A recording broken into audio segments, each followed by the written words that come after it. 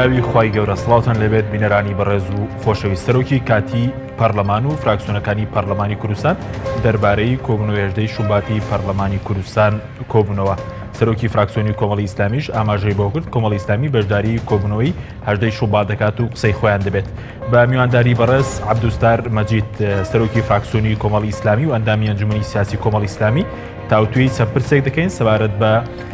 پەرلەمان و حکوومەت و پەیوەندی لایەنە سیاسیەکان و دیدی کۆمەڵی ئیسلامی لەو بارەیەوە. سەرەتا راپۆرتێک دەبین دواتر لەگەڵ میوانەکەمان درێژە بەم پرسە. بە مەبەستی ئامادەکاریکردن بۆ کۆبوونەوەی ڕۆژی هەژدەی مانگ کە بڕیارە دەستەی سەرۆکاتی پەرلەمانی کوردستانی تێدا هەڵبژێردرێت، سەرۆکی کاتی پەرلەمان لەگەڵ سەرۆکی فراکسیۆنەکان کۆبووە. لە دوای دانیشتنەکەش داوای لە سەرجەم پەرلەمانتاران کرد بەشداری لە دانیشتنەکەی ڕۆژی دووشەمەی داهاتوو بکەن. وەکو سەرۆکی یەکەم دانیشتنا بەرلەمانی کوردستانê daxwazش hemî hevalên berlemanter dikem ku roja hejdey mangê roja duşembê amade bibin bo ew kotayî kombûna yekê yan daniştina yekê ya berlemanê Kurdistanê bête kirin. سەبارەت بە بەشداریکردنی فراکسیۆنی کۆمەڵی ئیسلامی کوردستان لە دانیشتنەکەی ڕۆژی هەژدەی مانگی پەرلەمانی کوردستان، سەرۆکی فراکسیۆنی کۆمەڵی ئیسلامی ڕایدەگەنێت ئەوان بەشداری لە کۆبوونەوەکە دەکەن، بەڵام لە دانیشتنەکە قسەی خۆیان دەبێت. ئێمە هەمیشە بۆ پرسەکان سەرنجی خۆمانمان هەیە و سیاسەتی تایبەتی خۆمانمان هەیە و قسەی خۆمانمان هەیە ڕاستە لەگەڵ کۆبوونەوەین لەگەڵ سەرۆکاتی پەرلەمانی، بەڵام ناکرێ ینی بۆ بابەتێک کە دوولایەن سێلایەن بیانوێ دوای خەن بەڵام بیانەوێت تێپەڕێنن بە ئێمە تێپەڕێنن. ئێمە بەڕاستی تەڵقینمان قبول نییە چونکە تەڵقین بۆ مردوانە بۆ زیندوان نییە. ڕاوسەرنجی خۆمانمان هەیە لەو کاتیش و لە سەرەتاش قسەی خۆمانمان کردووە لە کاتی خۆشدا قسەی خۆمان دەکەین. هاوکات فراکسیۆنی سەوز و گۆڕانیش پرسی بەشداریکردنیان یان بەشداری نەکردنیان لە دانیشتنەکەی پەرلەمان بەستاوەتەوە بە بڕیاری سیاسی حیزبەکانیان. بۆ کۆبوونەوە و گرێدانی کۆبوونەوەی پەرلەمانی کوردستان لە ڕۆژی هەژدەی مانگ ئێمە وەک فراکسیۆنی یەکێتی نیشتیمانی کوردستان محکومین بە دەرەنجامی کۆبوونەوەی بەیانی مەکتەبی سیاسی یەکێتی نیشتیمانی کوردستان و پارتی دیموکراتی کوردستان کە لە سلێمانی ئەبەسترێ. هیچ کێشەیەکمان نییە وەکو بزوتنەوەی گۆڕان. ئێستا بێ هەژدەی مانگ بێ 20 مانگ بێ هەرکەی کۆبوونەوە کرا ئێمە معەرقەل نین لە بەردەم کۆبوونەوە و پێمان باشە لە زووترین کاتا بکرێ ئەو پەڕی حاڵەتێ بە بەشدارە بین یا بەشدار نابین و قەراری سیاسی بزوتنەوەی گۆڕان بالای هەمووان ڕوون بێ. پەیوەستە بە خودی بزوتنەوەی گۆڕان و بەرنامە سیاسیەکەی نە لەبەر خاتری پارتی نە لەبەر خاتری یەکێتی نەدێنە دانیشتنی پەرلەمان نە بایکۆتی دانیشتنی پەرلەمانەکەین. پارتی دیموکراتی کوردستان سوورە لەسەر ئەنجامدانی کۆبوونەوەکەی هەژدەی مانگ. سەرۆکی فراکسیۆنی زەردیش دەڵێت یەکێت و پارتی ڕێک بکەون یان نا کۆبوونەوەکەی هەژدەی مانگ هەر ئەنجام دەدرێت. ئێمە و یەکێتی هیچ بەدیلێک نییە جگە لە ڕێککەوتن، بەڵام کۆبوونەوەی هەژدەی مانگ لە کات و ساتی خۆیان ئەنجامەدرێ ڕێککەوتن بکرێت یان نەکرێت. بڕیاردان لەسەر کۆبوونەوەکەی هەژدەی مانگی پەرلەمانی کوردستان لە کاتێکدا لە 6/11 ساڵی ڕابردووەوە دانیشتنی یەکەمی پەرلەمانی کوردستان بە کراوەیی ماوەتەوە. هاوکات هێشتاش بەشێک لە فراکسیۆنەکان بڕیاری کۆتاییان نەداوە لەسەر بەشداریکردنیان لە دانیشتنەکە. چاوەڕوانی ئەنجامی کۆبوونەوە دووقۆڵی حیزبەکانیانن لەگەڵ پارتی. وەلی سەلیم، کەناڵی ئاسمانی پێم، هەولێر.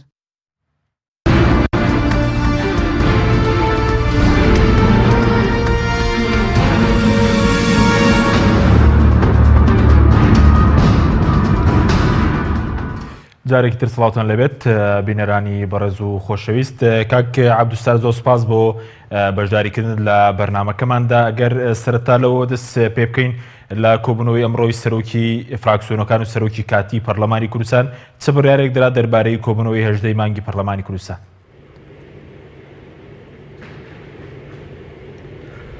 بەناوی خوای بەخشندە میهرەبان،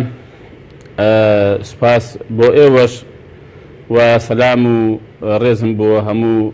بینەرانی بەڕێز و خۆشەویستی کەناڵی ئاسمانی پەیام. سوپاس. کۆبوونەوەی ئەمڕۆ دەربارەی ئەوە بوو کە بە هەژدەی مانگ پەرلەمانی کوردستان کۆب بێتەوە و لەو کۆبوونەوەیدا باسی ئەوە کرا کە یادداشتێک واژوو بکرێ، یادداشتێکیان ئامادە کردبوو بەڕێز سەرۆکی یەکەم دانیشتنی پەرلەمان، بەڵام ئێمە لەوێ سەرنجی خۆمان لەبارەی ئەو یادداشتە و واژۆکردنەکەی خستە ڕوو کە ئێمە وەکو کۆمەڵی ئیسلامی پێمان باش نییە لەبەرەوەی ئامادەشین واژی بکەین لەبەرەوەی لە کاتی خۆیدا ئێمە ئەو یادداشتەی کە هێنرا لامان بۆ ئەوەی کە ئەم کۆبوونەوەی پەرلەمان ئاوا بەکراوی بهێڵدرێتەوە ئێمە واژمان نەکردووە بۆ ئێمە پێویستمان بۆنی واژی بکەین بۆی کە کۆ ببینەوە بەڵام ئەو لایەنانەی کە کاتی خۆی واژیان کردووە کە ئەم کۆبوونەوەی ئاوا بەکراوی بمێنێتەوە کە ئەم هەموو زیانانی لێ دەکەوێتەوە کە پەرلەمان ناتوانێت کۆ بێتەوە کە پەرلەمان ناتوانێت یاسا دەربکات کە پەرلەمان ناتوانێت دیژنەکان دروست بکات کە پەرلەمان ناتوانێت چاودێری حکومت بکات و محاسبەی بکات کە پەرلەمان ناتوانێت ئەگەر بودجە شەبێ پرۆژە یاسای بودجە پەسەند بکات ئێمە دەمازاری ئەم زیانە گەورانەی هەیە تەبان وێ ڕای ئەوەی کە هیچ فراکسیۆنێک هیچ پەرلەمانتارێک ناتوانێت داواکاری خەڵک کێشەی خەڵک بگێنێ بۆ خۆی بەدواداچوونی بۆ بکات چی بیگەێنی بەدام دەستگاکانی حکومەت تا چارەسەریان بکەن و ڕێشێنی گوزارین بۆ بدۆزنەوە ئێمە گوتمان بەڕاستی پێویست بەو یادداشت ئیمزاکردن ناکە هەر جارێک ئێوە بتانەوێ لایەنەکان کۆ بکەنەوە شتێک کە بتانێت تێیپەڕێنن شتێک کە بتانێت نیکەن ئێمەش قسەی خۆمانمان هەیە و دەبوو ئەم فراکسیۆنانە پێش ئەم کۆبوونەوەی هەژدەی مانگە چەند جارێک کۆ بباینەوە و ڕای خۆمانمان گوتبا کە ئێمە دەمانێت چ زۆرە سەرۆکاتی پەرلەمانێکمان هەیە دەمانێت چ زۆرە پەرلەمانێکمان هەبێ بۆیە ئێمە نەچوونە ژێرباری ئەوە گوتمانەوە بەڕێز سەرۆکی یەکەم کۆبوونەوە دەتوانێت بانکێشی پەرلەمانتارەکان بکاو و ئێمە وەکو کۆمەڵی ئیسلامی وەکو فراکسیۆنی کۆمەڵی ئیسلامی بەشداری دەکەین لەبەرەوەی ئێمە خۆمان لە کاتی خۆیدا داوامان کردووە کە کۆبوونەوە بە کراوەی نێڵدرێتەوە بەڵام بۆچوونی خۆمانمان دەبێت سەبارەت بە پرۆسەی هەڵبژاردننی سەرۆکایەتی پەرلەمان کە چێ بێ کە چۆن بێ کە کۆمەڵی ئیسلامی و فراکسیۆنی کۆمەڵی ئیسلامی ڕابۆچوونی چۆن بێ ئەو وردەکاریانە ئێمە لە کاتی خۆیدا لەگەڵ مەکتەبی سیاسی خۆمان و پێشتر لەگەڵ خوشکبراکان لە فراکسیۆن تاوتوی دەکەین دراسەیان دەکەین ئینجا ئەمە بە بۆچوونی خۆمان دەچینە کۆبوونەوەی هەژدەیمان ئەگەر کۆبوونەوەکە لە کاتی خۆیدا بکرێ باشە بەس بەرز لە کۆبوونەوەکەوە لە کۆنگرە ڕۆژنامەوانەکەش باس لەوە کرد کە ئێوە مردوونین تەڵقین بدرێن مەبەستان لەوە چی بوو؟ وڵای مەبەستمان ئەوە بوو کە ئەو بەڕێزانە بەبێ ئەوەی ڕاوێژ بکرێ یادداشتنامەیەکیان هێ نابوو دوای کە قسەکان کراویتە وەڵا ئەمە با دەیخۆینەوە و داوا دەکەین کە ئێوە هەموو ئیمزای بکەن ئەمە لەوەدا بەڕاستی ئەو قسەیەم کرد کە فعلەن ینی تەڵقینکردن ئەگەر هەبێ بۆ مردووە یان ئەوەی کە لە ژیانەڵایە نەک بۆ کەسێک کە زیندوو و خاوەن هەڵوێستە ئێمە ئەومان قبول نییە بەڕاستی پێویست دەکات قسەی لێ بکەین فەرەن قسەمان لێ کرد و مسپاتشان دەکەم ئەو پێشنیاری ئێمەیان قبول کرد ئەم یادداشتە کە دیسان واژوو بکرێ بەعکسی ئەو یادداشتێکی کاتی خۆی واژیان کردو وەلاندرا هەروەک کە سەرۆکی کاتی پەرلەمان یا سەرۆکی یەکەم کۆبوونەوەی پەرلەمان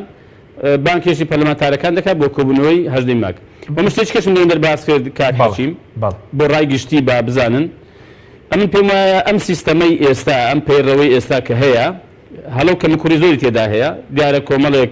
ڕێکخراویش ئێستا سەرنج و تێبینیان بۆ دروست ئەم پێڕەوە خەڵکی شارەزا و پسپۆر قسەیانە سەری کردو ئەمە وێ ڕای ئەمە بەڵام هەر عینی ئەوە کە تێدا هەیە ئەم کۆبوونەوە مەجاری تێدا هەبێ کە بەکراوی بمێنێتەوە بە مانگ و بە هەژ مانگ و حتا ئەگەر قەیرانەکان بەردەوامن بە ساڵیش بەڕاستی شتێکی زۆر نایاسایە و نامەعقولە کاکە من داوا دەکەم کە ینی یەکەم کارمان ئەوە بێ ئەم بڕگەیە بگۆڕین بە یاسا بڵێن کاکە کۆبوونەوەی پەرلەمان هەر کاتێک پەرلەمان هەڵبژێردرا لە یەکەم کۆبوونەوەی ماوەیەکی بۆ دیاریکردن لە ماوەی 15 ڕۆژ بۆ نمونە لە ماوەی 2 هەفتە مانگێک پەرلەمان کۆ دەبێتەوە یا ئەوە تا سەرۆکایەتیەکی هەمیشەی بخۆی هەڵدەبژێرێ دوای گفتوگۆ و ڕاگۆڕینەوەی لایەنە سیاسیەکانی پەرلەمان یا ئەوە تا بە شێوەیەکی کاتی سەرۆکایەتێک هەڵبژێرێ بۆی کە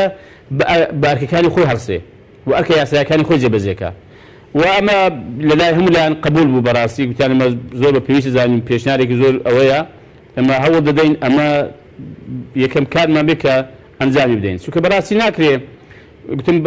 ئێمە بۆچی سەرۆکایەتی پەرلەمان کە ئەو هەموو مەهام و ئەرکە گرنگ و گەورانەی هەیە تێکەڵ بکرێ بە پاکێجی حکوومەت بە پاکێجی سەرۆکایەتی هەرێم بە محافزی کەرکووک بە وەزارەتەکانی حکوومەتی ناوەند بەڕاستی شتێکی زۆر نەگونجاوە ینی یەکێک مەسەلەن ئەگەر محافزی کەرکووک نەبێ بە ئەو ئێمە لەبەر ئەو مەسەلەن ئەم کۆبوونەوە نەکرێ ئەم جارەی ئەوەی تر مەسەلەن ئەگەر وەزیری داد لە عێراق بوو ئەو نەبوو مەسەلەن ئەمە ئەو ناکرێ بەڕاستی ئەمە هیچ سیستەمی پێ ناگوت ئەمە هیچ مؤسساتی نیە ئەوە بۆ ئێمە قسەی خۆمانمان کردووە قسەی خۆشمان دەکەین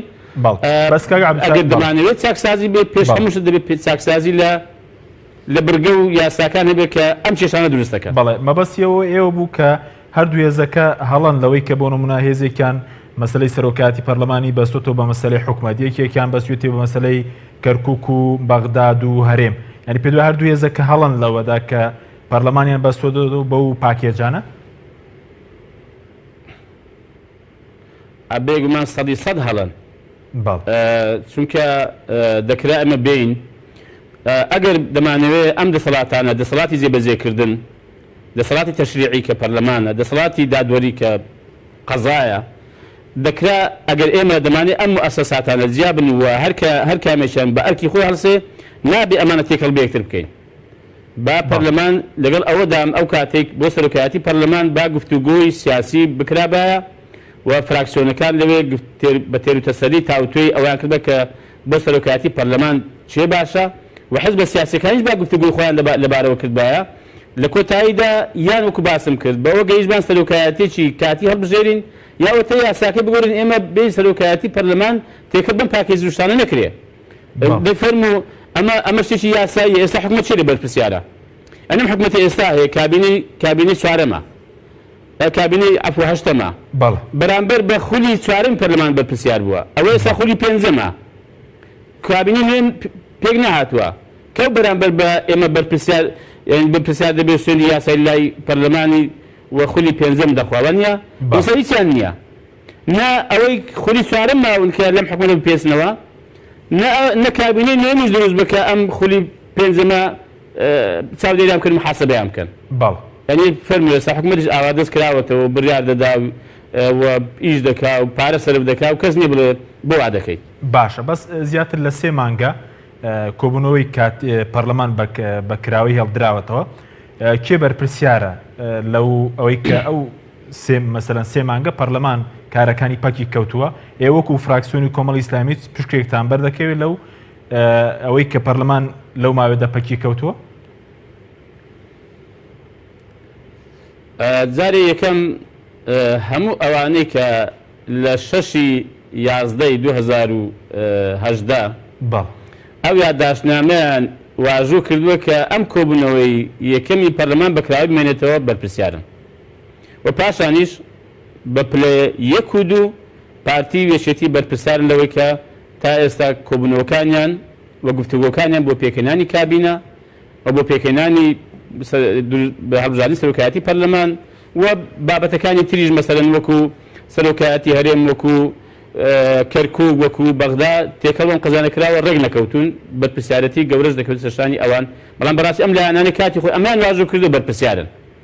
ینی کە ئێمە ئەو کاتی بەڕاستی واژومان نەکرد نەچوێ ژێرباری ئەم قۆناغەن دەتوانم بڵێم نایاسایی کە تا ئێستا بەردەوامە. و هەندێک پرسی شەیە کات حەچی مەسەلەن بۆچی هەندێک خەزی بەس پارتیەکەی قسەی لێ بکە، مثلا من نازانم ینی بەسی پێوەرێک مەسەن سەرۆکایەتی ینی هەرێم پارتی بۆ خۆی داناوە، ینی بەڕاستی ینی بۆ بەغدا بەسن بۆ لایەنەکانی کە هێنی هیچ ڕاوێژێکیان پێ نەکرد پشک و بەشیان نەبێ، ینی قسەیان لەگەڵ نەکرێ مەسەن ڕان وەرنەگیرێ حسابێن بۆ نەکرێتەوە. بەڕاستی ئەم نەخوێندنەوەیە کە دەویستێ ئەم کوردستانەوە پشک و بەشەکانی تری هەرێمی کوردستان لە بەغدا یا لە کەرکووک ینی ئاوا بە دابش بکرێنەوە ئەم دوولایەنە ئەم پێم وایەوە ستەمێکی ترە لە هاوڵاتیانی هەرێمی کوردستان دەکرێت وەستەمێکی تریشە بەڕاستی لە حزبیانەکانی تری غێری پارتیەکەری دەکرێت کە هەموو پۆست و هەموو پلە و هەموو ئیمتیازاتەکانی کە هەیە لێرە لە بەغدا لە کەرکووک لەنێوان خۆیان دابەشیکەن. بۆ ئێمە ئەمڕۆ نچین ژێرباری ئەوەی کە ئەوان چیان پێ باش بێت بنتەی پەڕێنێت چیان پێ باش بێ ڕای بگرن. ئێمە هەژدەی مانگ ئەگەر ئەم کۆبوونەوەی بکرێ بەشداری دەکەین، بەڵام وەکو باسم کرد تەفاسیلی وردە کارێکەی ڕامان چییە وە چۆن بەشداری دەکەین ئێمە لە کاتی خۆیدا ڕای دەگەینی. بەڵێ یعنی ئێوە لە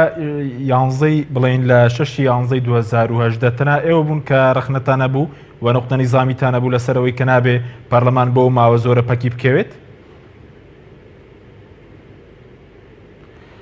ئێمە یەکێک بووین بەڵێ دەتوانم پێشەنگ بووین لەوەی کە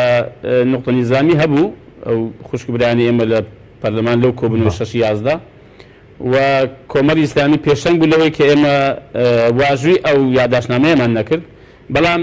برادەرانی نەوەی نوێش ئەوانیش واژویان نەکرد ینی تەناو دوو لایەنە بوون لایەنەکانی تر هەموو واژویان کرد. بەڵێ زۆر باشە بە سەبارەت بە کارنامەی 18 مانگکە بە دیاریکراوی بەدەستان گەشتووە کارنامەکە چی تێدایە کارنامەی 18 مانگی کۆبوونەوەی پەرلەمانی کوردستان؟ کارنامەکە بە پێی پەیڕەوی نێوخۆی پەرلەمانی کوردستان ئەمڕۆ باسیشی کرا لەم کۆبوونەوەیە تەنها تەواوکردنی کۆبوونەوەی یەکەمە ئەویش لە پێرەودا هاتووە کە هەڵبژاردننی دەستەی سەرۆکایەتی پەرلەمانی کوردستانە بە سەرۆک و بە دوو جێگرەکەی. باڵ ینی بەڵام بۆ نمونە لاندێک لایەن باز لە یاسای سەرۆکاتێرێم و مەسلەی کاراکردنەوەی سەرۆکێرێم پێ ناچێت لە یەکەم کۆبوونەوە ئەوە جێبەجێ بکرێت؟ نەخێر لە کۆبوونەوە یەکەم هەر ئەرکەکەی تەنها هەڵبژاردننی سەرۆکایەتی پەرلەمانە دواتر ئەگەر لە قۆناغیشتر دەباسی ئەم پرس و بابەتە بکرێ. زۆر باشە بەس بەرە زووتت ئێوە بەشداری دەکەن ئەم بەشداری ئێوە لەبەر چییەوە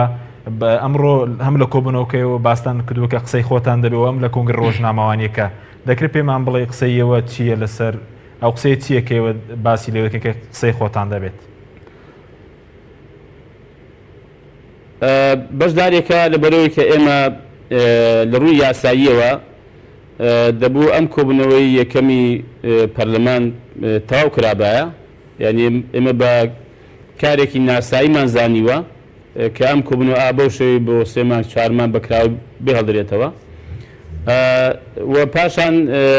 ئێمە داوامان کردو کە کۆبوونەوە بکرێت سەرۆکاتی پەرلەمان هەڵبژەدرێت بۆ کە پەرلەمان بە ئەرک و مەهامەکانی خۆی هەڵسێ و ئایا قسەی ئێمە چییە کەمە گوتمانە قسەی خۆمان دەکەین بێگومان ئێمە وەکو کۆمەڵی ئیسلامی نەکە لە وەکو فراکسیۆن لە هەموو جمگە و کایەکانی تری سیاسیدا و لە نێو کۆمەلگادا لە پەیوەندەکانماندا و بە تایبەتیش بۆ ئەو پرسەی کە 18 مانگە کۆبوونەوەی پەرلەمانە ئێمە هەمیشە ینی بۆچوونی خۆمانمان هەیە و قەناعەتی خۆمانمان هەیە ئەمەش دوای ئەوە وەکو باسم کرد وردەکاریەکەی ئەمن بەزێم هێشتووە بۆ ئەوەی کە هەم بەشێکی پەیوەندی بە مەکتەبی سیاسیەوە هەیە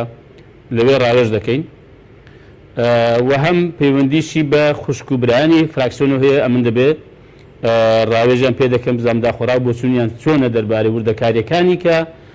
لە ڕۆژی 18 مانگ دێنە پێشەوە بەپێی ئەوەی کە ئێمە پێی دەگەین لە بڕیار و لە هەڵوێست بە قەناعەتی خۆمان ئێمە هەڵوێستی خۆمان وەکو خۆمان جیاواز لە هەر تەماشاکردنی هەر هەڵوێست و هەر بەوچوونێکی کەی لایەنەکان سەبارەت بە کۆبوونەوەی 18 مانگ دەخەینە ڕوو. بەڵێ بەس بەرز باسی ئەوەت کرد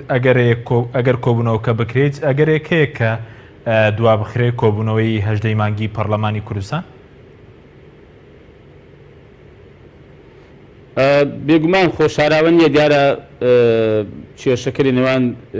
پارتی یەکێتیە و ئەوانیش دیارە بەیانی کۆبوونەوەی مەکتەبی سیاسیان هەیە بۆ هەڵبڕینی ئەو بابەتانە و چارەسەرکردنی ئەو کێشانەی کە لەو ماوەی کە لەسەر هەندێک شت بە حساب ڕێککەوتون بەڵام ئێستا لێ پەشیمان بوونەوە یا پاش گەز بوونەوە دەمێت سەر کۆبوونەوەی بەیانیان بەنسبەت خۆیان بەڵام بەنسبەت ئێمە وەکو باسم کرد کۆبوونەوە لە شوێنی خۆی بێ ئێمە ئامادە دەبین لە کاتی خۆی بکرێ ئامادە دەبین بۆ وردەکاریەکەشی وەکو باسم کرد ئێمە ڕاو سەرنجی خۆمان دەبێت بەڵام بە کاتی خۆی بێ.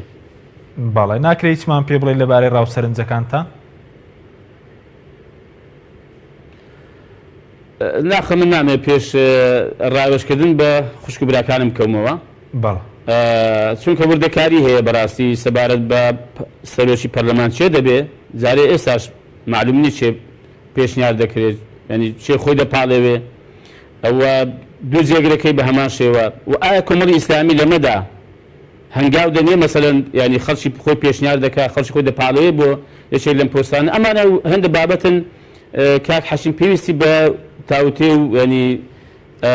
ڕاگۆڕینەوە و گفتوگۆی باشەیە بە تایبەتی نێو فراکسیۆنی پاشانیش لەگەڵ خوشک برانی مەکتەبی سیاسی. باڵە بەس ئەوەی سەبارەت بەوەی کە پێشتریش ئەگەر هەڵە نەبم ئێوە لە یەکەم کۆبوونەوەش کاندیدێکتان ئامادەکرد بۆ یەکێک لە پۆستەکانی سەرۆکی پەرلەمان 6-11 نازانم چۆن دەبێت چکە ئەو کاتەی قۆناغێ بوو کاک حەچیم ئێستا قۆناغێکی کەیە ئەمەش تەمەشای هەموو ئەو پرس و بابەتان دەکەین کە لەم دوایی هاتوتە پێشەوە پێویستی بە دیاسەکردنی پێویستی بە تاوتێکردنی باشەیە بۆی کەمە بە برارێکی دروست بگەین دەربارەی ئەم مۆزوع ئەو کاتەی بە هەر برارێگەیشتن ئێمە پێوپابەند دەبین و کاریش ێستا دەکەین لە کاتی خۆیدا باشە بەس بەبێ ئەوەی بەڕاستی ئازێندای هیچ لایەنێک کاریگەری بە لەسەر بڕیار یا لەسەر هەڵوێز یا لەسەر پرۆژەی ئێمە بۆ ئەو ڕۆژە بەڵام بۆ خۆمان پێویستی بە بەرچاوڕۆژنێکی زیاتر هەیە و دواتر ڕاگۆڕینەوە گفتوگۆکان دەبێت بە سڕی بکەین بۆ کە بە بڕیار و بە هەڵوێستێکی دروست ئێمە بچینە کۆبوونەوەی هەژدەی مانگ. باشە ئێوە سەرۆکی فراکسیۆنی کۆمەڵی ئیسلامین دەتانەوێت مەسەلەن کار دەکەن بۆ چ جۆرە پەرلەمانێک لەم خولەوە دەمەوێت سەبارەت بە ئەولەویات لای ئێوە یاخود ئەو پرۆژانەی کە ئامادەتان کردووە ئەولەویات لای ئێوە چییە لە پەرلەمانی کوردستان؟ ئێمە جارە دەمانێت ئەو پەرلەمانێکی دەستکراوە بێ دەمانێت پەرلەمانێک بێ بتوانێت بە ئەرکە یاسایەکەی خۆ هەڵسێ پەرلەمان لە سەرەتای پێڕێوەکەی نێوخۆی دانووسراوە گەورەترین دەسەڵاتی یاسادانان و سیاسی لە هەرێمی کوردستان واتە بۆ بڕیاری سیاسی بۆ تەشریع بۆ بە دوواداسون و چاودێریکردنی حکوومەت بۆ پەسەندکردنی بودجە بۆ گەیاندنی دەنگ و ناڕەزایی هاوڵاتی ئەم پەرلەمان دەمانێت بەڕاستی ئەم پەرلەمانە ئاوا بێ و دەمانێت پەرلەمانێکی سربەخۆ بێ یعنی دوور بێ لە دەستێوەردانی حزب دوور بێ لەوەی کە حزب چۆنی بێت چی بێ مەسەلەن لە ڕێگەی پەرلەمانە تێیپەڕێنێ بەڵکو پەرلەمانێکی ئازاد بێ پەرلەمانێکی بەدەسەڵات بێ پەرلەمانی بێ بتوانێت دەسەڵاتەکانی خۆی بەکار بێنێ ئێمە بەڕاستی لەگەڵ ئەو زۆرە پەرلەمانەین و حتا ینی بەنسبەت خودی کۆمەڵی ئیسلامیشی خۆشمانەوە ئێمە گەر ئەم پەرلەمانە بەڕاستی ئەو کاتی ئەرکە یاسایەکانی دیارە ئێمە لە حزبدا ئێمە ئاوا تێگەیشتوین کە من خۆشم لە ئەنجومەنی سیاسی کۆمەڵی ئیسلامی خۆی حزب چی بۆ پەرلەمان و چی بۆ فراکسیۆنی خۆی دەکات حزب دەتوانێت بێ پاڵپشتی و هاوکاری فراکسیۆنەکەی خۆی بکات دەتوانێت بێ بە پێشنیاری پرۆژە دەوڵەمەندی بکات دەتوانێت بێ مەسەلەن هاوکاری بێ بۆەوەی چ پرۆژە یاسایەک چ جۆرە چاکسازیەک گۆڕانکاریەک بە قازانجی هاوڵاتیە و لەگەڵ ئەو ئامانج و ئەو پرۆژانەی کە کاتی خۆی وەکو کۆمەڵی ئیسلامی لە بانگەشەی بژاردندا بۆ زەمان خصوصی دەڕی تێک دەکاتەوە و دەی پێکێ ئێمە وا تێگەیشتین بەڕاستی وا تێنەگەیشتن کە حزب بێت دەستی فراکسیۆن بگرێ حزب بێ بینی فراکسیۆن بەکاربێنی بۆ ئامانجە حزبی و بەرژەوەندی تەسکیەکانی جاری وایە نەک حزبەکەی شەخسەکانی خۆشی ئێمە بەڕاستی ئەم جۆرە پەرلەمانە نی و ئێمە هەر لە ڕابردوودا کە هەر لە یەکەم کۆبوونەوە هێندە و ڕازیاوازی هەبوو لە نێوان ئێمە مەسەلەن لەوانەیە لەگەڵ مەکتەبی سیاسی لە سەبارەت بە کۆبوونەوەی یەکەم بەڵام تەماشامان کرد کە بەزەم بزانین داخۆ ئەرچی پەرلەمانتار لە کۆبوونەوەی یەکەم چییە ئەمەی کە دەکرێت ئایا یاساییە نایاساییە ئێمە بە شێوازی خۆمان نەمەڕمانەگەر کردو بەڕاستی بۆیە پێم وایە پەرلەمان وەختێک دەتوانێت بە ئەرکە یاسایەکانی خۆی هەڵسێ و پەرلەمانێکی خاوەن ئیعتیبار دەبێ و ئەو پەرلەمانە دەبێت کە خەڵک چاوەڕێ دەکات کە فعلەن داکۆشیکارێکی باش بێ لە داواکاریەکان و شێشەکانی خەڵک بۆ چارەسەرکردنی بەڵ ئەی سەبارەت بە ئەولەویات پرۆژە لای ئێوە سەبارەت بە پرۆژەکان ئێمە سەبارەت بە وەکو خۆمان وەکو کۆمەڵی ئیسلامی ئێمە ئەولەویت لای ئێمە ئەو بڕگە و ئەو بابەتانن کە ئێمە لە بانگەشەی هەڵبژاردندا کارمان لەسەری کردووە و بۆ خەڵک و جەماعەت خصوصمانەتە ڕوو و داوامان کردووە لەسەر ئەم بنچینانە و لەسەر ئەم پرۆژانە دەنگ بە کاندیدەکانی کۆمەڵی ئیسلامی بدەن ئێمە ئەولەویەتمان ئەمەیە جا ئەمەش تاوان وردە دیارە ینی وردەکاری هەیە لە پرۆژە یاسای چاکسازی خانەنشینی لە پرۆژە یاسای توتیژی خێزانی لە پرۆژە یاسای ئێمە کاتی خۆی کە باسی سێکتەری پیشەسازیمان کردو برنجی پێ بدرێ باسی سێکتەری بازرگانیمان کردو باسی سێکتەری کشتوکارمان کردو باسی پەروەردەمان کردو باسی وەرزشمان کردو باسی تەندروستیمان کردووە ئێمە بەڕاستی وردەوردە ئێمە بەپێ ئەوەی کە بەپێ بەرنامەیەکە هەممان بۆ بەپێ ئەوەی کە بانگەشەمان بۆ کردەوە خەڵکمان بان کردەوە کە پشتیوانیمان بکەن بۆ یەکەم پرۆژانە سەر پێ بگرین ئێمە ئەولویەتمان ئەمانەیە بەڵێ ئەنی کاری سەرەکیش دەکەن پرسێکی کە بابەتێکی کەشکە بێتە پێشەوە لە کۆمەلگادا کە بزانین ئەمە داواکاری کۆمەلگا داواکاری خەڵکە سەرفی نەزەر لە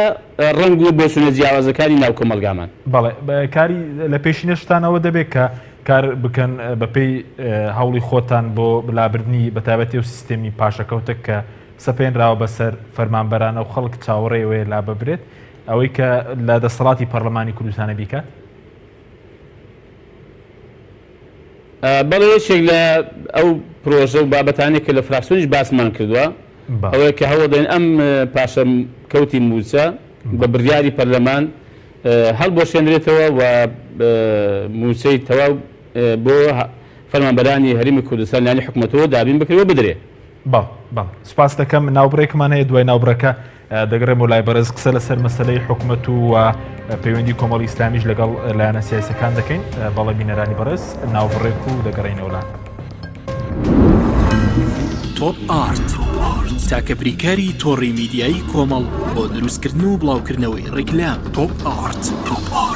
فانسینێت خێراترین هێڵی ئینتەرنێت بە داوەلۆندی بێسنوور ئێستا لە خزمەت کڕیارەندایە. فانسینێت جۆرەها کارتی پڕکردنەوەی بۆ ئامادە کردوون کە سەرجەمیان داونلۆندیان بێسنوورە بۆ ماڵ و شوێنە گشتیەکان. کارتی 9,000 دیناری بۆ ماوەی 1 هەفتە، کارتی 7,000 دیناری بۆ ماوەی 15 ڕۆژ، کارتی 30,000 دیناری بۆ ماوەی مانگێک، کارتی 40,000 دیناری بۆ ماوەی مانگێک و بە خێرایی زیاتر کە تایبەتە بە یاری ئۆنلاین. هێڵی فانسینێت لە ڕێگەی ئامێرێکی تایبەت کە لە سەرباندا دەنرێت وەردەگیرێت و لە ڕێگەی گەێنەرێک بۆ ئامێری بڵاوکردنەوە لە ناو ماڵەکەت یان شوێنی کارەکەت کاری پێدەکرێت. ژمارەی تەلەفۆن 070 224 75 74 یان 050 194 36 37. فانسینێت. تۆپ ئارت تاکە بریکاری تۆڕی میدیایی کۆمەڵ بۆ دروستکردن و بڵاوکردنەوەی ڕیکلام. تۆپ ئارت.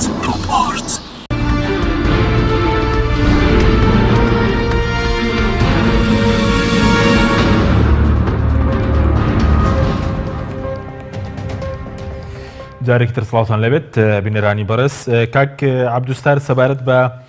مەسەلەی خەڵک زۆر چاوەڕێی بڕیاری کۆمەڵی ئیسلامیە ئایا بەشداری دەکات لە حکوومەت یاخود بەشداری ناکات دوایین هەڵوێستی کۆمەڵی ئیسلامی لەسەر ئەم پرسە چییە؟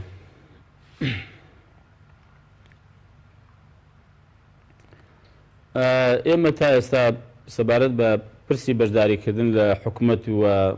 بوون بە ئۆپۆزیسیۆن لە بەردەم کۆمەڵی ئیسلامی کراوەیە. ئێمە بەڕاستی هەنگاوی یەکەممان ئەوەیە دوای 2010 دوای هەڵبژاردننی پەرلەمانی کوردستان کێمە کەوتونیتە قۆناغێکی نوێ و قۆناغێکی تازە دەستی پێکردووە. ئێمەش بەدارمان داوە کە قۆناغێکی نوێ دەست پێ بکەین و دەستمان پێکردووە بە ئاساییکردنەوەی پەیوەندیەکانمان لەگەڵ ئەو لایەنەی کە ئەگەر پەیوەندیمان ئاسایی نەبوو بێ و هەوڵ دەدەین پەیوەندیەکانیشمان لەگەڵ ئەو لایەنانەی کە پەیوەندیمان باش بووە باشتری کەین و بەلایانی کەم لە ئاستی باشی خۆیدا بیهێڕینەوە. ئەوە بەلای کۆمەڵی ئیسلامیەوە بەلای سەرکردایەتی کۆمەڵی ئیسلامیەوە ئەولەوێتی هەیە دروستکردنی پەیوەندی و باشکردنی پەیوەندی و باشترکردن یا ئاساییکردنەوەی پەیوەندی. پاش ئەمە پرسی حکوومەت کە دیارە پارتی دیموکراتی کوردستان تەکلیف دەکرێت بە بێگومان بە پێکەنانی کابینە بە حکمی ئەوە کە گەورەترین کوتێ لە پەرلەمانی کوردستان. ئێمە تا ئێستا بەڕاستی بە شێوەیەکی جددی تەکلیف نەکراین و خولق نەکراین بۆ بەشداری لە حکوومەت. ڕاستە ئاماژەی پێکراوە و باس کراوە هەم لەو کاتێک کە وەفدی مەکتەبی سیاسی پارتی سەردانی کۆمەڵی ئیسلامی کرد هەم ئەو کاتێک کە وەفدی مەکتەبی سیاسی کۆمەڵی ئیسلامی سەردانی مەکتەبی سیاسی پارتی وڵاتی کوردستانی کردووە. بەڵام وەکو وەفدی دانوستانکاریان بۆ پێکەنانی حکوومەت کە چەندگەڕێک لەگەڵ یەکێتی و چەندگەڕێک لەگەڵ بزوتنەوەی گۆڕان دانیشتون بۆ پێکەنانی حکوومەت و کابینەی نوێ لەگەڵ کۆمەڵی ئیسلامی ئەم هەنگاوە نەنراوە بەڵام ئێمە ئەومان هەر بەلاوە ئاسایی بووە چونکەوەی کە ئێمە ئەنجاممانداوە بۆ ئەوە نییە کە ئێمە بەشداری حکومەت بکەین بە ڕای گشتی ئەم حەقیقەتە بزانێ ئێمە بۆ ئەومانە کە پەیوەندیەکانمان لەگەڵ یەکێتی لەگەڵ پارتیکەم دوولایەنە لە قۆناغی ڕابردوو بۆی ئاڵۆزیەکانی هەرێمی کوردستان بۆی ئەو قۆناغە ئاڵۆزەی کە هەرێمی کوردستان وەک حکومەت وەک پەرلەمان ئەو قەیرانانەی کە هەبوون قەیرانی دارایی قەیرانی سیاسی قەیرانی شەڕی داعش قەیرانی پەیوەندی ئاڵۆزەکان لەگەڵ حکومەتی ناوەند لەگەڵ وڵاتانی دراوسێ لەگەڵ وڵاتانی دنیا لەسەر ریفراندۆم ئەم ئاڵۆزانە کە پەیدا بوون بەڕاستی ئێمە دیارە پەیوەندیەکانمان لەگەڵ بەتایبەتی ئەم دوولایەنە ڕووی لە ساد و سڕی کردووە ئێمە پێمان باش بوو دوای هەڵبژاردنی پەرلەمانی کوردستان قۆناغێکی نوێ دەست پێ بکەین لە ئاساییکردن و باشکردنی پەیوەندیەکان بۆی هیچ پەیوەندی بە ینی ئەم زمجۆرانە هیچ پەیوەندی بە ئەوە نییە کە کۆمەڵی ئیسلامی بەشداری حکومەت بکات یا بەشداری نەکاتەبان کۆمەڵی ئیسلامی خۆڵق بکرێ و پرۆژە بەرنامەکەی بەدڵ بێت دوای ئەوەی کە دەگەڕێتەوە لای کادیرە باڵەکانی خۆی ڕاوێژان پێ دەکا بڕیاری خۆی دەدا بڕیاری بەشداریکردنی کۆمەڵ لە حکومەت یان بوون بە ئۆپۆزیسیۆن بە پێی پێڕەوینی خۆی کۆمەڵی ئیسلامی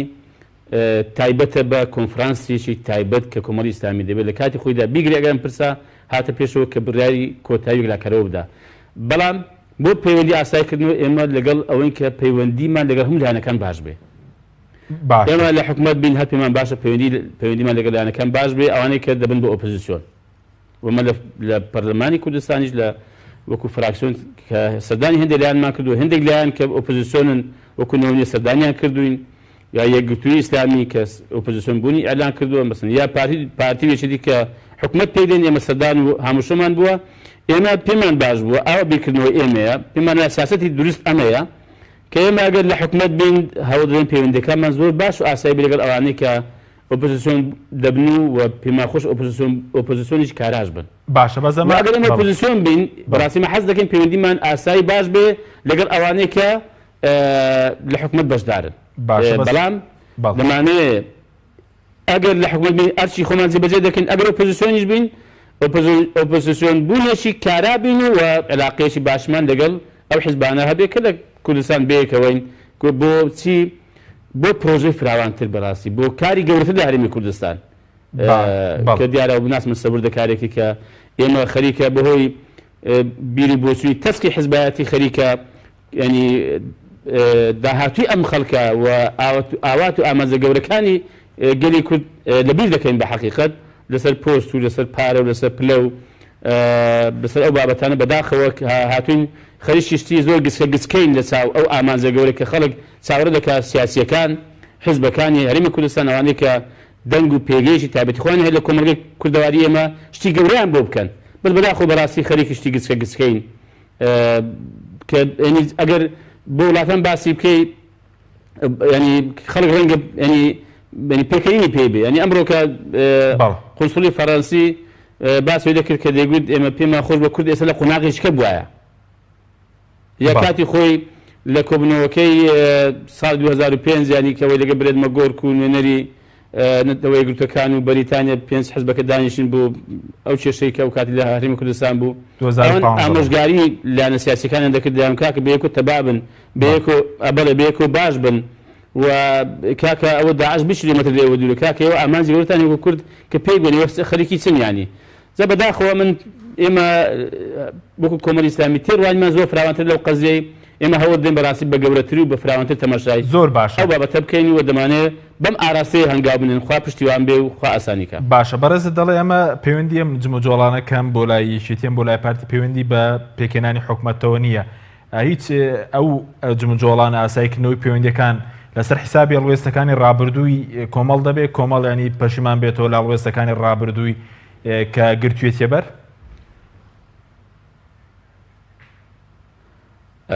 ئەمە هەرگیز نەخێر چونکە لە کۆبوونەوەکانیش باسی بۆچوونی خۆمانمان کردووە باسی هەڵوێستەکانی خۆمانمان کردووە گوتومانە ئێمە هێندێک بەڕاستی ثەوابتمان هەیە و هێندێک قەنەعەت و مەبدەمان هەیە کە ئێمە کارێسە دەکەین لە ڕووی سیاسیەوە لە ڕووی کۆمەڵایەتیەوە لە ڕووی بانگەوازەوە لە ڕووی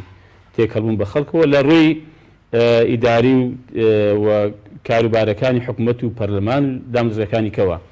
ئێمە پابەرین بە سەوابەتەکانی خۆمان و پابەرین بە مەبدە و قەناعەتەکانی خۆمان و ئێمە بەردەوام دەبین لەسەر هەڵوێستەکانی خۆمان کە هەر هەڵوێستێک بزانین بە قازانجی خەڵکە بە قازانجی جەماوەرە بە قازانجی ئەم وڵاتەی خۆمانە و خەڵک پێویستی پێیەتی با جارجاریش لەوانەیە لەسەر هەڵوێستەکان ئێمە زیانمان پێکەوت بێ کادیرانی ئێمە زەرەریان کرد بێ بەڵام ئێمە کەزانی بان کۆی گشتی کۆمەلگا قازانجی دەکا ئێمە بەردەوامی لەسەری و بە هیچ شێوەیەکیش ئێمە لێرە ڕای دەگەێنین لەو هەڵوێستانێک کە لە ڕابردوو بوومانە ئێمە پێی پەشیمان نین ڕاستە ئێمە خۆ زۆر ئاساییە هەڵوێستێک یا بەرارێکمان دابێت کە نەمان پێکابێ یا لە شوێنی خۆی نەبوو بێ و ئاساییە هەر کاتێک بوومان دەرکەوت بێ یا بوومان دەرکەوێت کە ئەم هەڵوێستەمان ئەم بڕیارەمان لە شوێنی خۆی نەبوو یا دەبوو یا شتێکی کە باشتر هەبوو دەبوو بمان کرد بە ئێمە زۆر ئاسایی ئەوە دەکەین کە باشترە بەڵام بڵێن چاویان لەوە بێت کە کۆمەڵی ئیسلامی هێندێک هەڵوێستی بۆ لە ڕابردوودا و پێداگری کردووە و ڕاوەستا بوو و بەم لاولادانە ڕۆیشتووە لێ بێتە خوارد پەشیمان بێتەوە ئەمە هەرگیز ڕوو نادا بەڵام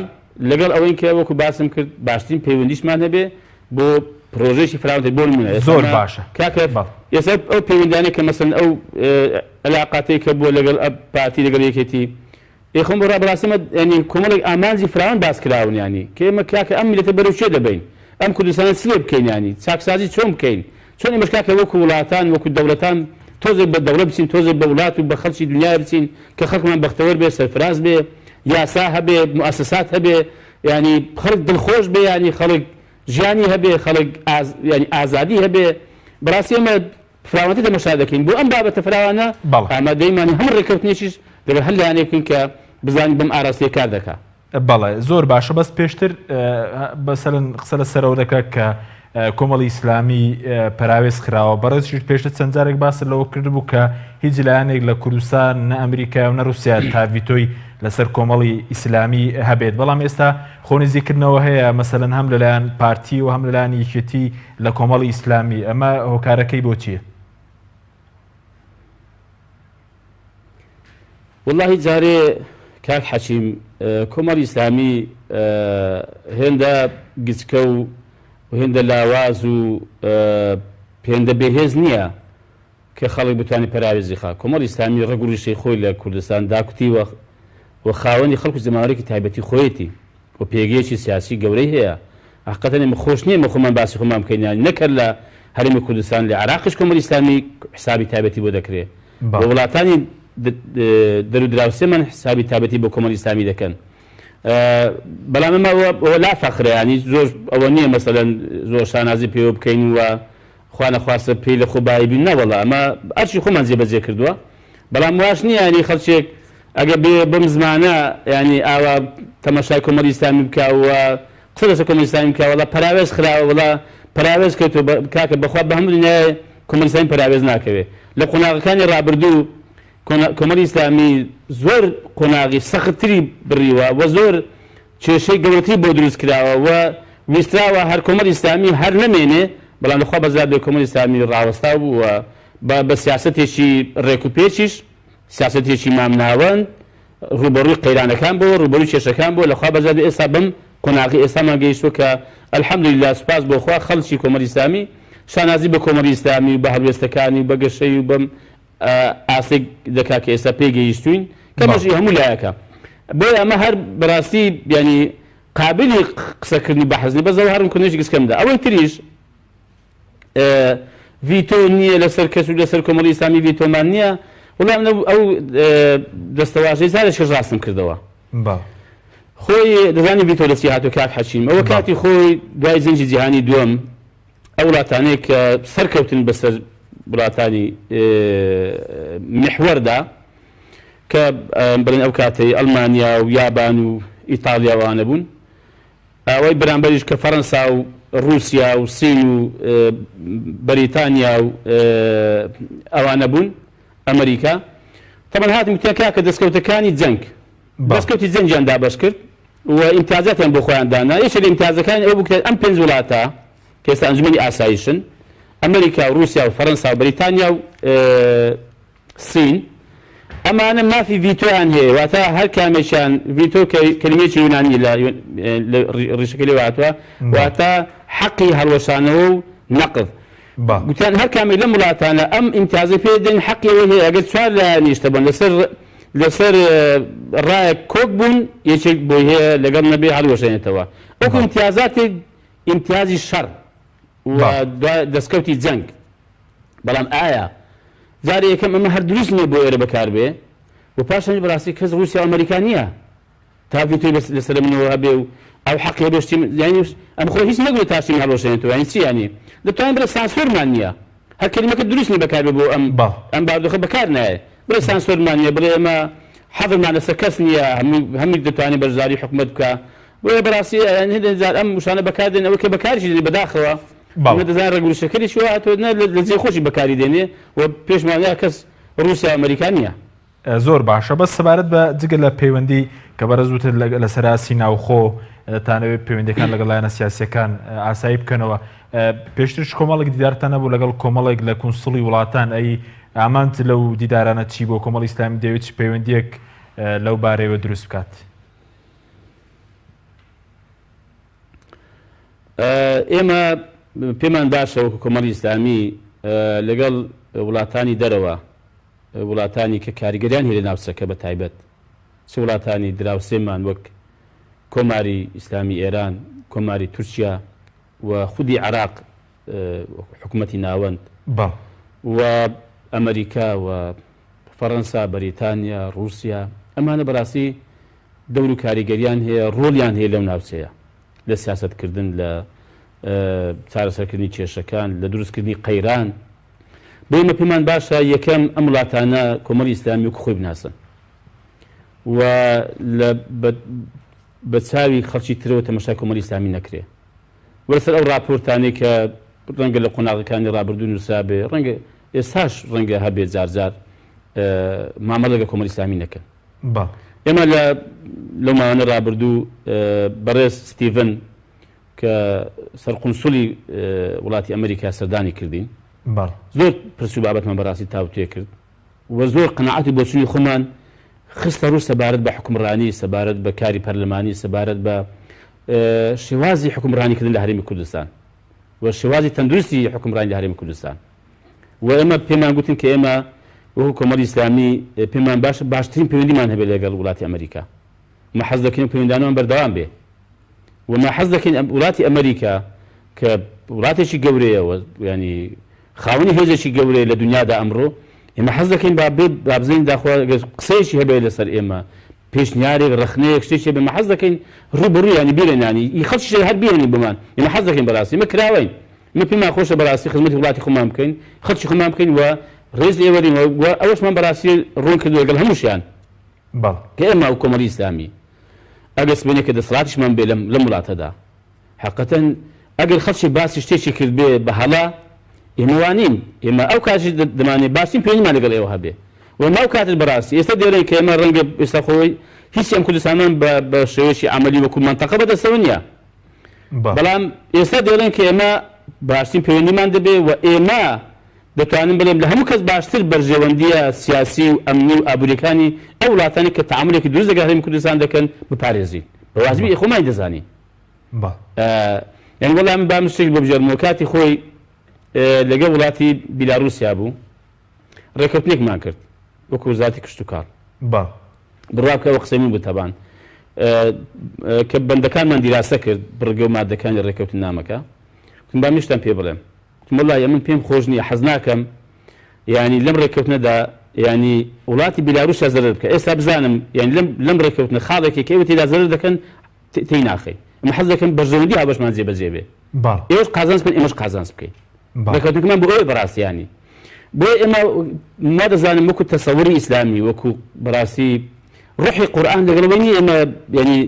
زیان بە هیچ کەس بگەێنین مەگەر ئەوانەیە کە بەڕاستی شەڕ پێدەفرۆشن ئەوەی کە زیان پێدەگەێنین ناسارین خۆیان دوورخێنین ناسارین بەڕاستی خۆیان لێ پارێزین بۆ ئێمە لەگەڵ